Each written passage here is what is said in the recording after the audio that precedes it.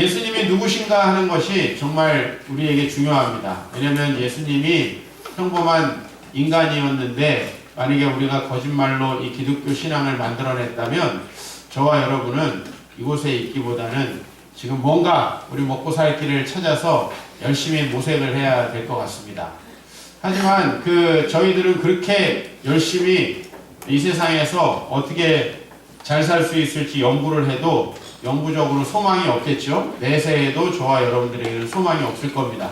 그런데 만약에 예수님께서 우리 요한의 증거대로 만약에 하나님이시고 우리에게 하나님의 구원을 가져다 주시는 그런 분이시라면 저와 여러분들은 굉장히 큰 소망 가운데 살아갈 수밖에 없고 그 소망을 받아들이는 순간 우리가 지금 굉장히 전 국민적으로 절망 속에 있고 사실 앞으로 우리 아이들이 살아갈 세상은 어디인가 걱정이 많습니다.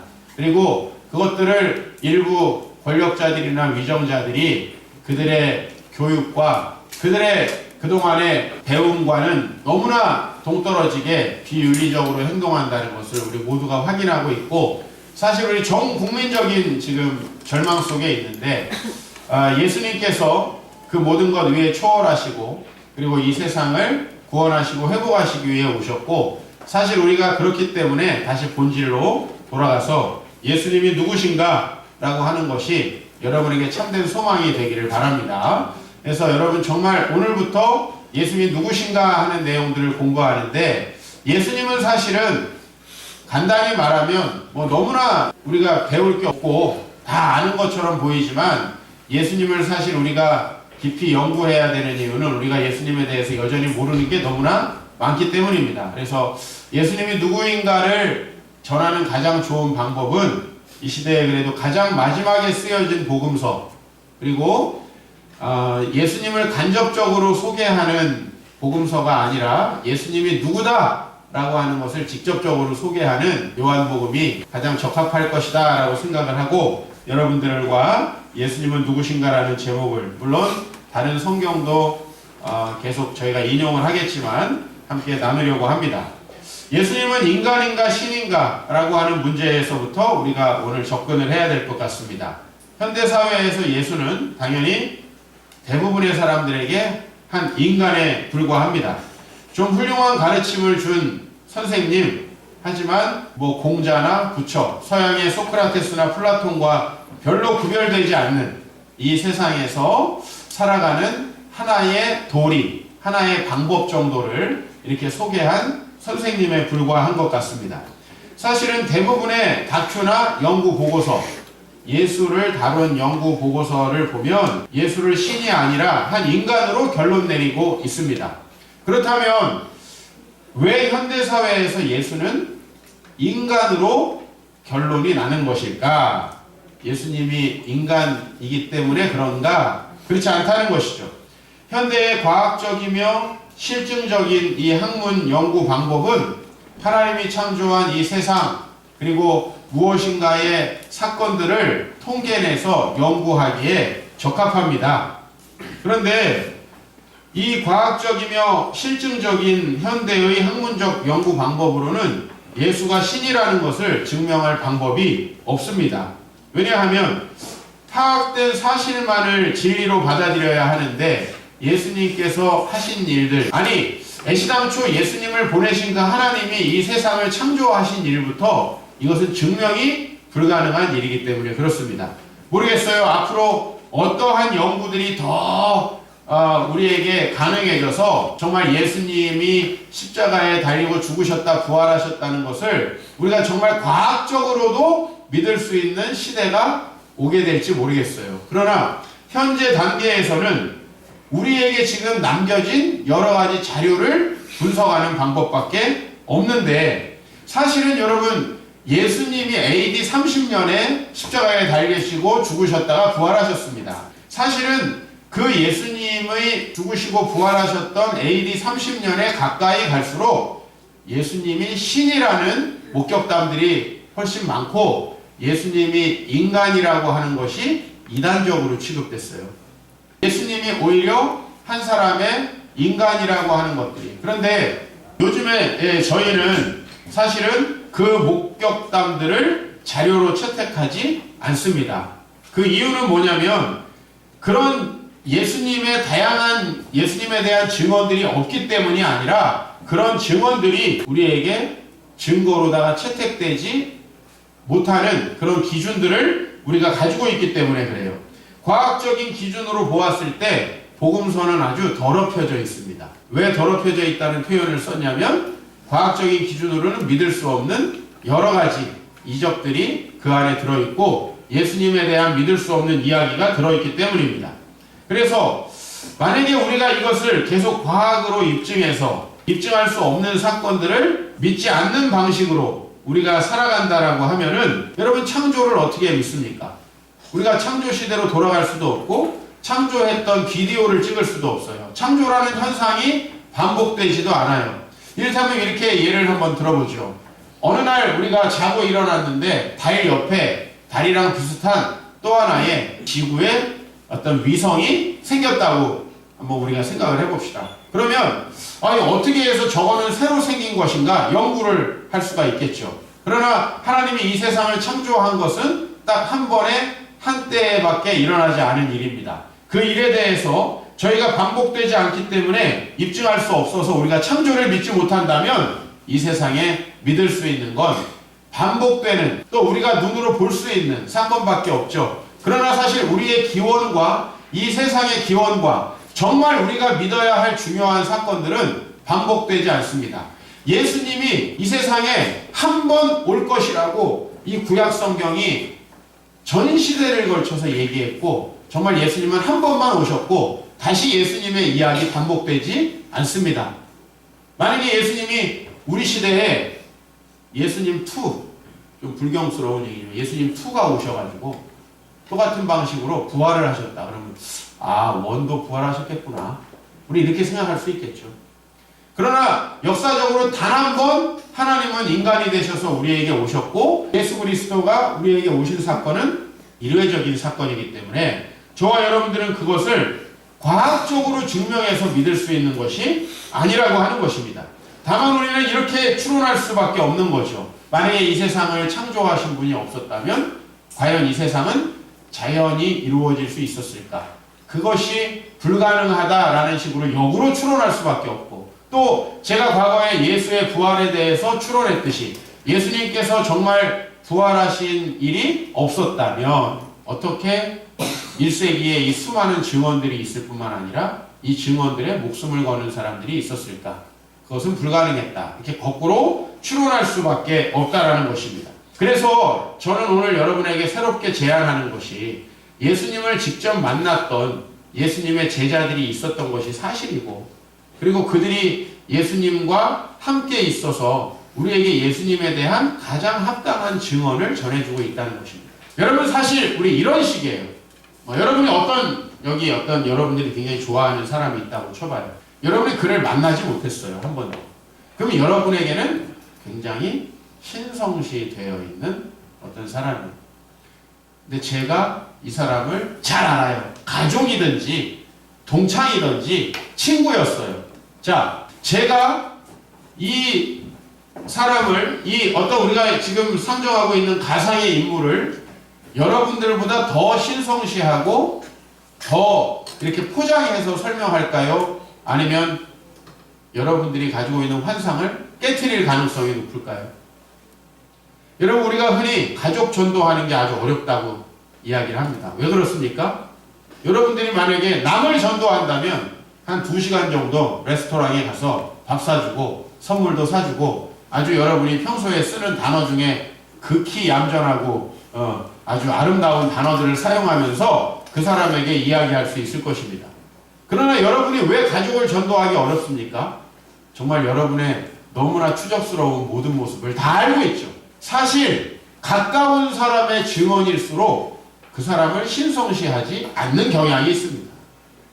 모르기 때문에 우리가 보통 TV에 나오는 사람들, 내가 잘 모르는 사람들을 신성시하고 그 사람들의 진면목을 알지 못하는 것은 그 사람의 진짜 모습이 감추어져 있기 때문입니다.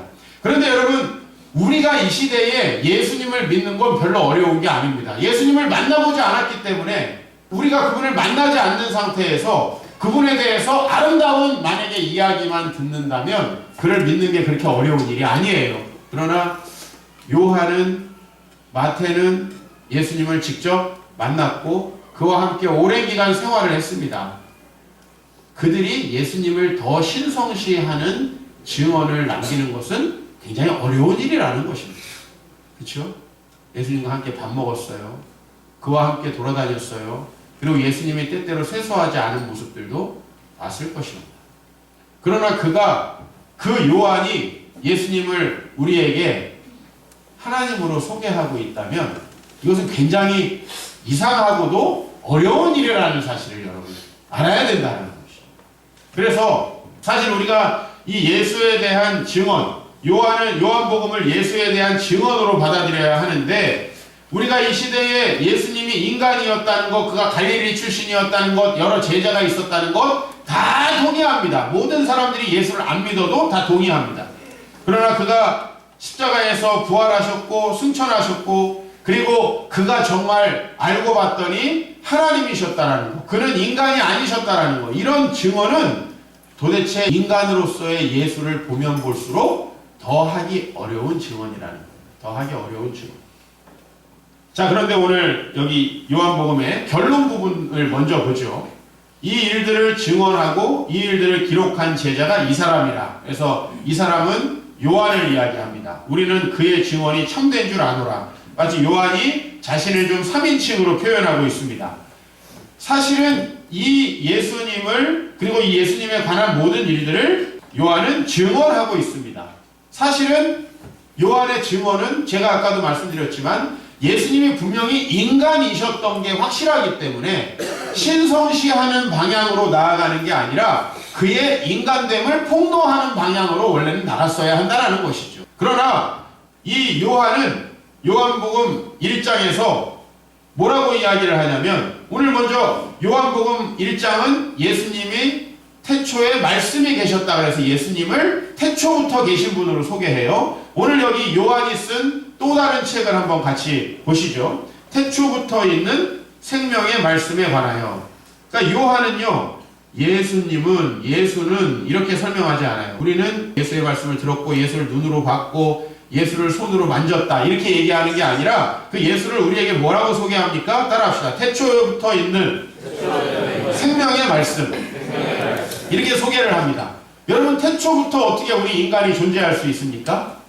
그러니까 요한은 요한일서 1장에서도 그렇고 요한복음 1장에서도 그렇고 예수님을 태초부터 있는 분이라고 소개를 해요.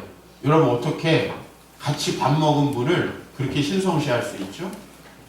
어떻게 같이 동고동락했던 분을 이렇게 신성시할 수 있습니까?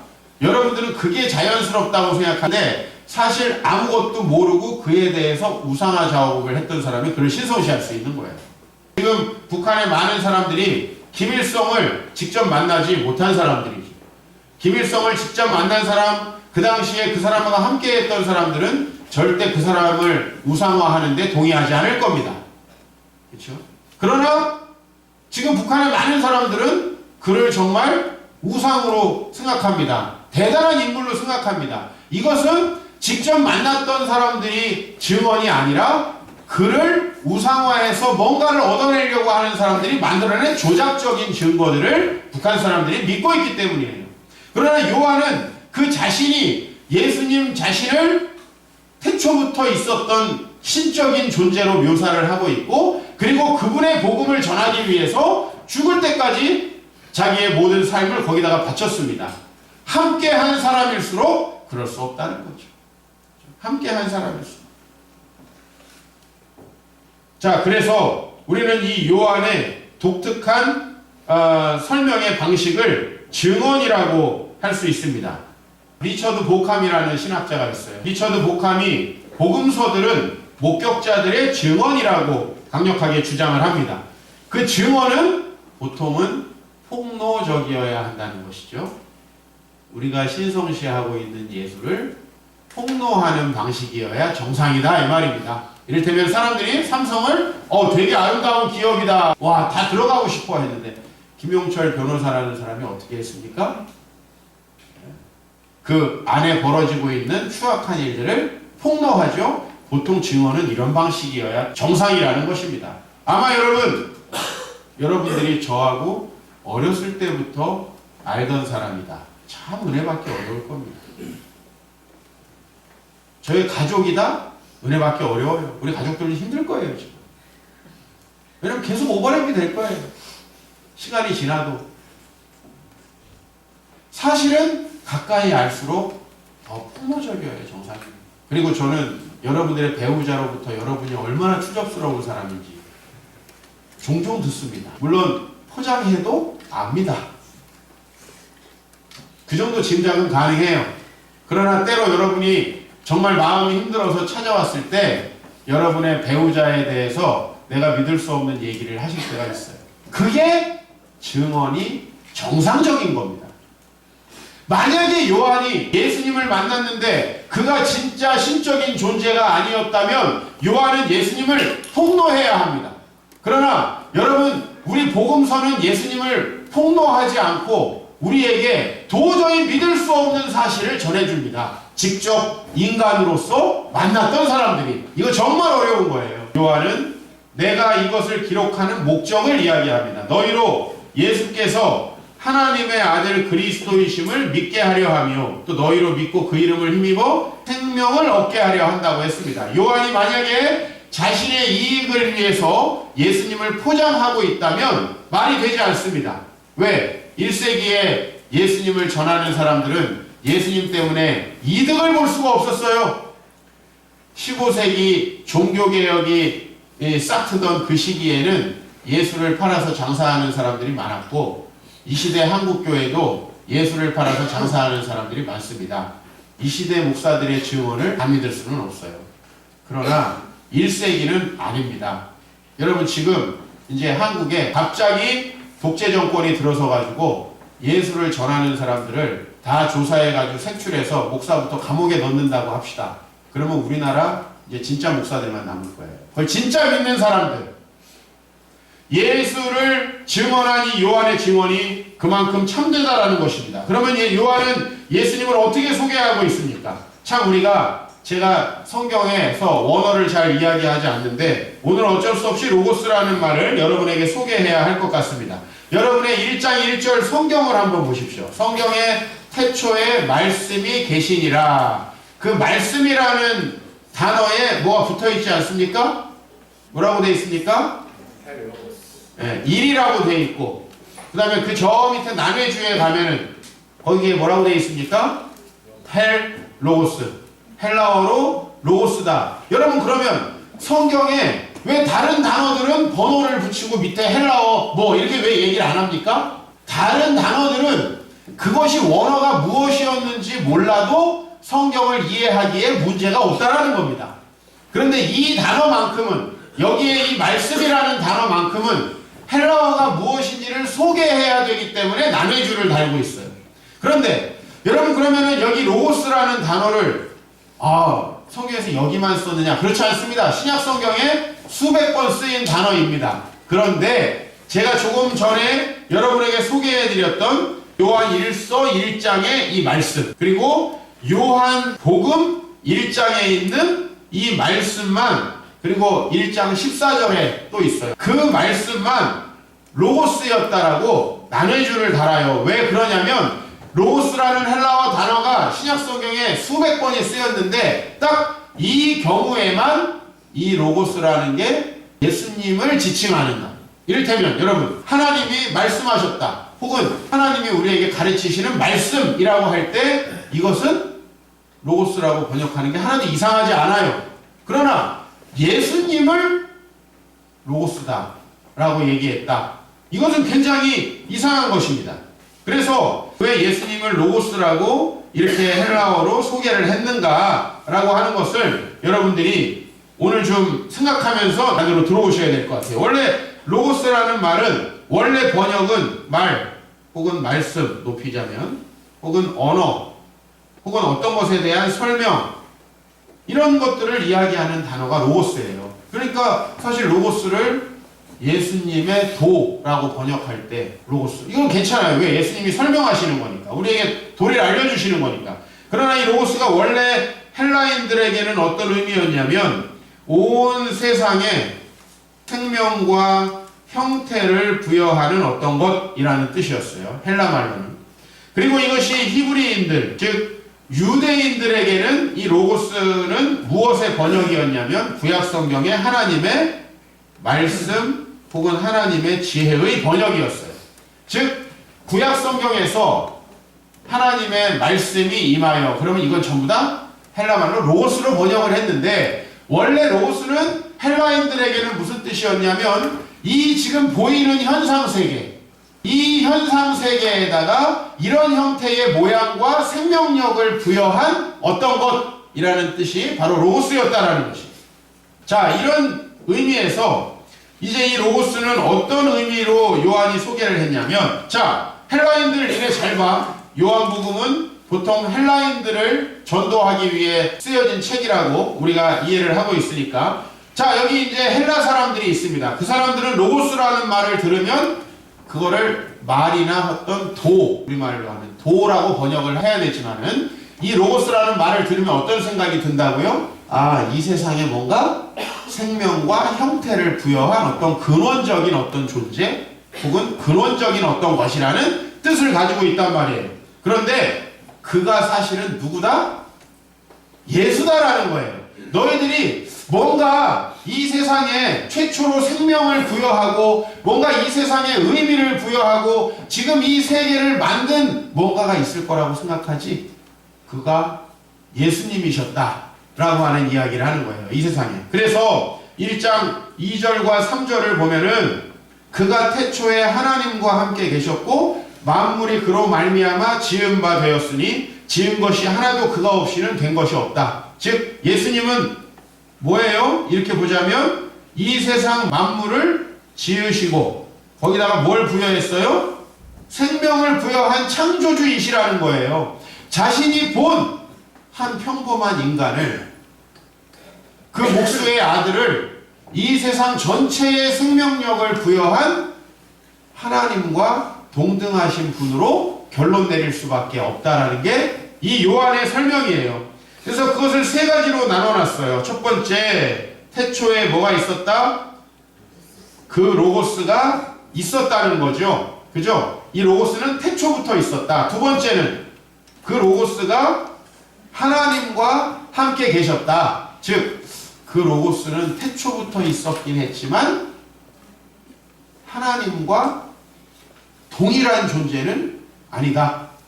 예? 왜? 여러분, 내가 이를테면 김영선 집사와 함께 있다라고 하면 나와 김영선은 같이 않기 때문에 함께 있다라는 얘기를 할 수 있습니다.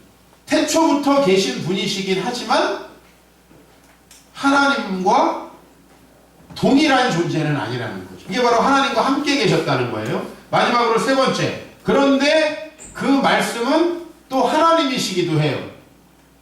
굉장한 궤변이죠. 만약에 우리가 삼위일체의 신비를 이해하지 못한다면 이거는 완전 궤변에 불과합니다. 함께 있는데 나다, 뭐 이런 식으로 가능하죠. 뭐 둘이가 한참 콩깍지가 씌었을 때 우리는 함께 있지만 하나야, 뭐 이런 식으로 얘기할 수 있어요. 그러나 엄연히 싸울 때 보면 셋, 넷 정도 됩니다. 근데 가끔 하나라고 얘기할 때가 있어요. 그러나 이건 의미상 하나라는 얘기죠. 오늘 여기 보시면 예수님은 창조 때부터 계신 분이에요. 이미 이사야에서 그것을 증언하고 있습니다. 같이 한번 읽어보겠습니다. 하나님과 우리에게 나고 하나님을 우리에게 주신 바 되었는데 그의 어깨에는 성사를 배웠고 그의 이름은 기묘자라 모사라 전능하신 하나님이라 영원하신 아버지라 평강의 왕이라 할 것입니다. 예, 분명히 아기가 나왔는데 여러분, 이 아기는 인간적 출생을 가지고 있어야 되죠. 아기니까. 예? 근데 그 인간적 출생을 가진 아기가 이름을 기묘자고 모든 것을 아는 모사이고 전능하신 하나님이고 영존하시는 아버지고 평강의 왕이에요. 어떻게 아기가 동시에 이럴 수 있습니까? 이 조건을 만족시키는 분은 도대체 이 세상에는 존재할 수 없죠. 그분이 바로 누구라는 거예요?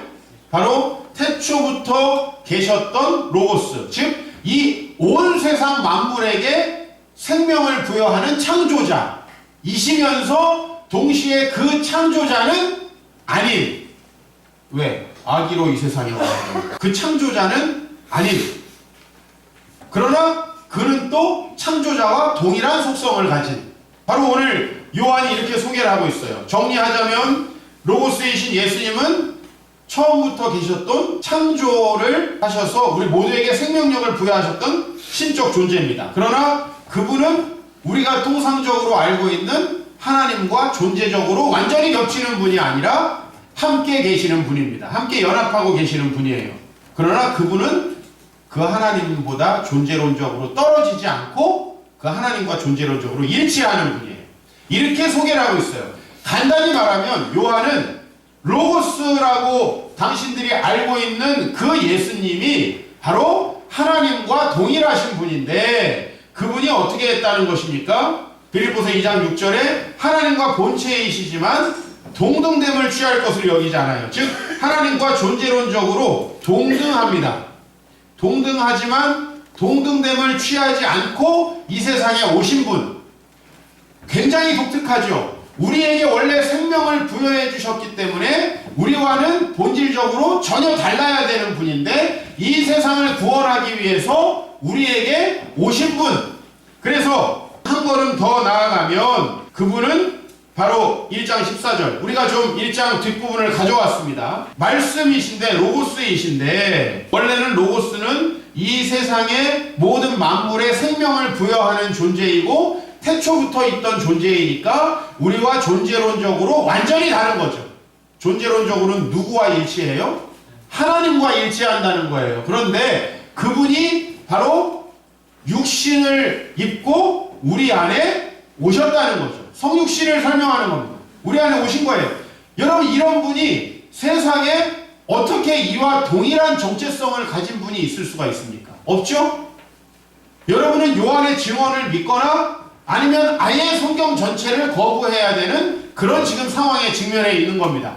그냥 예수님을 좋은 분, 아니면 여러분 마음속에 뭐 기도해 주시면 내 기도를 들어주시겠지, 뭐 외로울 땐 함께 해주시겠지, 이런 신이 아니라 그분은 온 세상 만물에 생명력을 부여했던 신적인 존재이시고, 그리고 그 존재 방식도 하늘에 계신 이 세상을 통치하시는 하나님과 동등하지만 동일한 존재는 아니신 분인데, 그분이 육신을 입고 우리 가운데 오신 거야. 지금까지 당신들이 예수님을 육신으로 알고 있었지, 그 사람을 사람이라고 소문을 들었지. 그런데 그분은 사람이라고 소문을 들을 수밖에 없는 이유가 육신이 되어 우리 가운데 오셨기 때문에 그런 거야. 그러나 그의 본질은 그렇지 않은 거야. 그의 본질은 태초부터 우리에게 생명력을 부여하셨던 창조주이시고, 그 하나님과 존재론적으로 동등하지만 같은 존재는 아니신 그런 분이신데, 그분이 단지 역사의 정점에 우리 인류를 구원하기 위해서,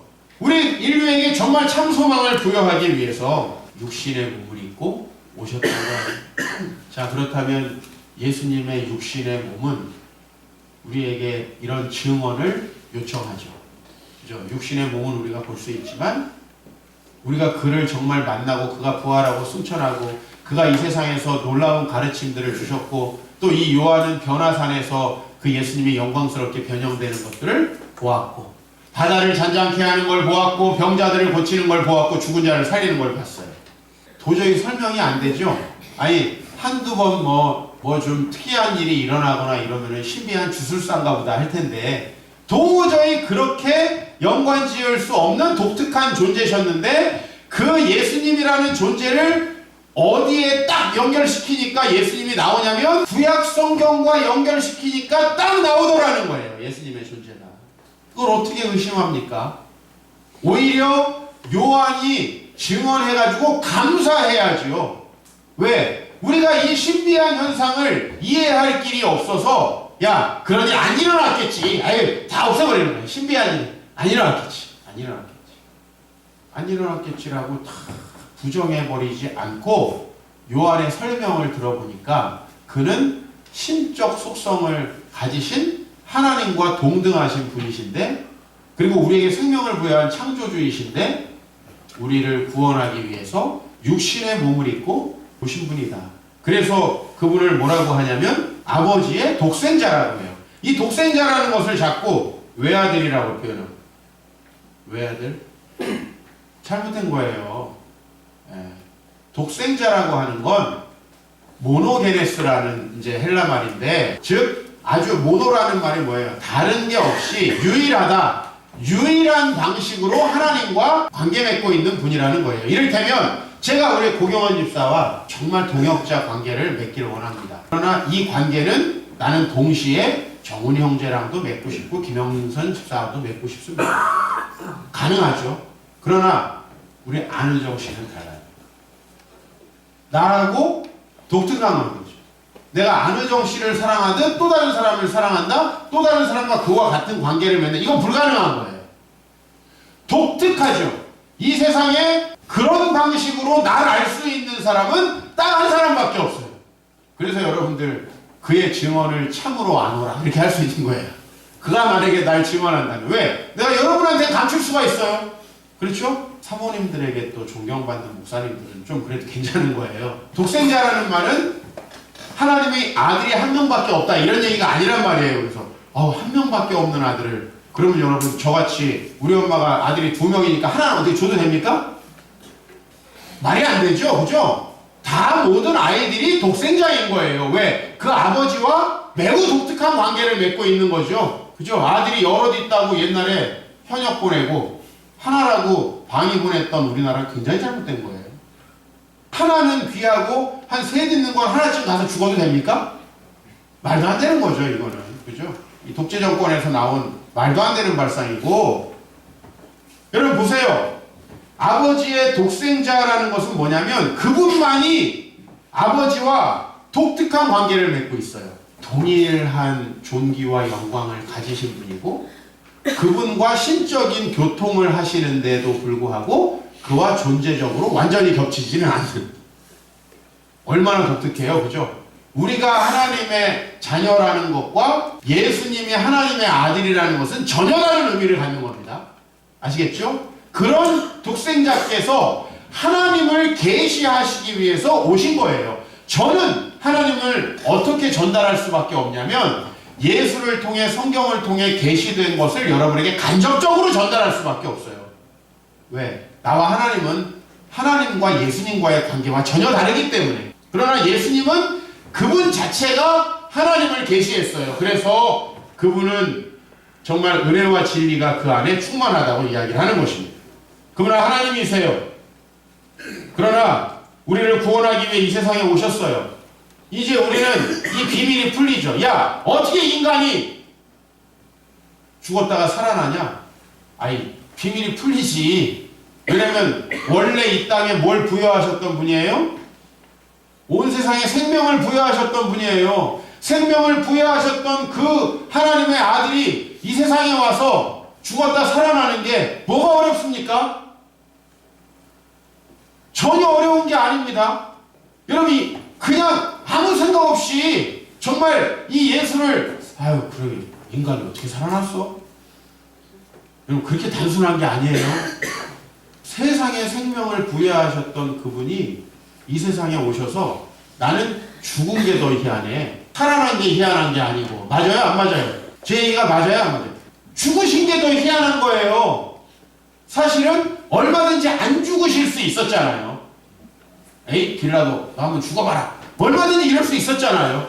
로마 군병들 싸그리 없애버리고 얼마든지 가능한 분이죠. 그러나 이분의 죽으심이 훨씬 힘들었던 거예요. 살아난 것은 그분이 온 세상에 생명을 부여한 분이시고 하나님의 독특한 관계를 맺으신 아들이라고 하는 사실에 전혀 그것은 어려운 일이 아닙니다. 사랑하는 성도 여러분. 그러므로 우리는 이제 좀 비밀이 풀렸습니다. 왜 그분이 창조주이시며 하나님과 동등하시지만 이 세상에 인간의 몸을 입고 오실 수밖에 없었는지. 여러분, 지금 인류의 기원을 잘 모르는 사람들이 많은 신화를 썼죠. 우리나라의 시작은 환웅과 곰, 예? 신라의 시작은 알, 예? 이렇게 했어요. 그 다음에 저기 서양의 그리스 로마 신화는 어때요? 아주 그냥 바람둥이 포악한 아들인 우로노스, 하늘을 뜻하는 우로노스와 그 다음에 이 땅을 뜻하는 가이아가 새끼들을 낳았어. 그럼 이런 식으로 설명을 합니다. 기원을 알지 못하기 때문에 엉뚱한 설명들을 하는 거예요. 그죠? 그리스 로마 신화 말이 되는 소리들을 해야지. 근데 그 그리스 로마 신화가 횡행하던 그 지역에서 야 이게 진짜야. 이게 훨씬 더 진짜 아니에요? 예? 이게 진짜지요. 태초에 우리 모두에게 생명력을 부여하셨던 창조주이신 그분이 온 인류를 구원하시기 위해 이 세상에 오셨습니다. 사랑하는 성도 여러분, 그래서 그분을 따라합시다. 생명의 로고스. 생명의 로고스라고 합니다. 생명의 로고스, 즉 로고스이신데 여기에 뭐가 하나 더 붙었어요? 생명이라는 말, 즉 조에라는 말이 더 붙었어요. 여러분들에게 생명을 부여하는 로고스라는 거예요. 그렇다는 얘기는 저와 여러분들이 죽어있다는 얘기를 하는 거예요. 그래서 오늘 요한복음 5장에 이렇게 말씀합니다. 오늘의 마지막 말씀입니다. 같이 읽겠습니다. 내가 진실로 진실로 너희에게 이르노니 내 말을 듣고 또 나 보내신 이를 믿는 자는 영생을 얻었고 심판에 이르지 아니하나니 사망에서 생명으로 옮겼느니라. 우리가 예수 그리스도의 말을 들어요. 그러면 예수를 통해서 우리는 누구를 만나냐면 하나님, 계시자이신 하나님을 만납니다. 그 하나님께서 그리고 그분이 나를 보내시니 그 하나님을 믿는 자는 영생을 얻었고 심판에 이르지 않는다. 사망에 이르지 않고 생명으로 옮겨졌다라고 이야기를 합니다. 여기서 여러분 한 단어에 집중하십시오. 바로 영생과 생명이라는 단어인데 우리가 앞에서 요한일서에서 예수님을 태초부터 있는 생명의 말씀이라고 했는데 바로 여기 동일한 단어가 쓰이고 있습니다. 영생의 요 생자 그리고 여기 생명이라는 단어는 바로 조에라는 헬라어 말입니다. 조에. 그런데 이 조에는 뭘 얘기하냐면 우리 인간의 참된 생명을 이야기합니다. 이 조에의 반대는 당연히 뭐겠어요? 사망이겠죠. 이것은 타나토스라고 합니다. 저와 여러분들이 예수를 믿으면 타나토스에서 벗어나서 조에로 갈 수 있다는 얘기예요. 이것을 우리가 그동안에 어떻게 이해했냐면 죽은 다음에 영원히 불구덩이에 갈 거가 아주 하늘나라의 찬란한 곳으로 간다 이렇게만 이해하니까 여러분들이 이 말을 제대로 이해하지 못했어요. 사망에서 생명으로. 사망은 무엇이냐? 저와 여러분들이 죄의 노예가 돼서 이 세상의 욕망을 따라서 살아가는 상태, 삶의 의미와 목적도 모르고 내가 왜 이 세상에 창조되었는지도 모르고 살아가는 상태, 이 상태가 뭐라고요? 타나토스의 상태란 말이에요. 그런데 우리가 예수님을 만나서 그분의 말씀을 들어보니까 어때요? 여러분들은 이 세상에 그냥 존재하는 게 아니라 하나님이 독특한 목적을 가지고 창조하신 존재예요. 할렐루야.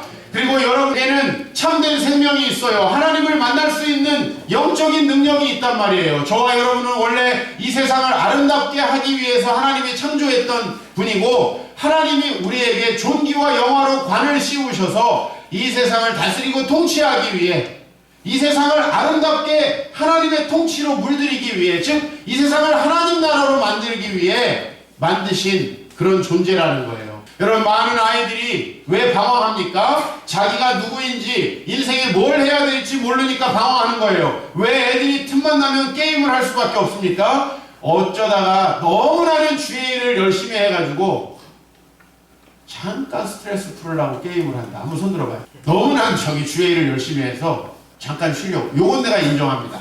뭐 스트레스를 푸는 방법이 사람이 뭐 운동도 있을 수 있고 뭐 스포츠도 있을 수 있고 뭐 게임도 있을 수 있어요. 나 이거 인정해요. 게임 금지 이런 거 없어요. 그러니까 왜 우리 많은 청소년들이 중독이 되지요? 내가 누구인지 삶의 의미와 목적이 무엇인지 모르니까 아니 왜 태어났는지 모르는데 왜 살아야 되는지 모르는데 자기를 멍하게 만들어줄 게 필요하지 않아요? 멍하게 만드는 데는 또 도박이나 이런 게 최고예요. 몰입해서 아무 주변이 생각 안 나게 만드는 것들이 필요한 겁니다. 그런 것에 중독될 수밖에 없는 거예요. 그것이 그래서 타나토스의 본질이 아니라 타나토스의 증상이에요.